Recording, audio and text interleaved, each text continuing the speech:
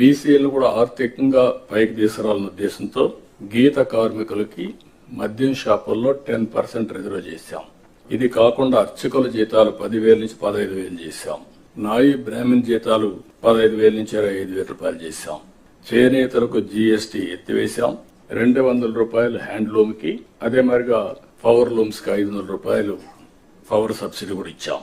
గృహ నిర్మాణానికి అదనంగా బీసీలకు, అదే మరి ఎస్సీలకు 50,000, ఎస్టీలకు 75,000 రూపాయలు ఇచ్చాం.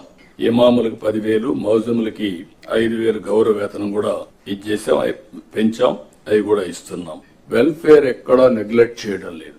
ఇక్కడ నేను మిమ్మల్ని కోరేది ప్రభుత్వం యొక్క ఇమేజ్, వెల్ఫేర్ సక్రమంగా డెలివరీ కావాలి. టేక్ ఇట్ ఫర్ గ్రాంటెడ్ కాదు. అందుకే అనునిత్యం ఏ వెల్ఫేర్ ప్రోగ్రామ్ వచ్చినా లాస్ట్ మైల్ కి కరెక్ట్ గా చేరతా ఉందా లేదా, చేరే విధానం కూడా ఏదో భిక్షగాళ్ళకి మారిగా ఏదో మీరు దానం చేసినట్టు బిహేవ్ చేస్తే కరెక్ట్ కాదు. ఒక బాధ్యత తీసుకుని ప్రతి ఒక్క ఆఫీసర్ కూడా లాస్ట్ మైల్లో ఉండే ఆఫీసర్ బెనిఫిషరీకి చేర్చే విధానం చాలా ముఖ్యం. ఆ విషయం కూడా మీరందరూ కూడా హ్యూమన్ యాంగిల్ తో వాళ్ళు పనిచేయాల్సిన అవసరం ఉంది.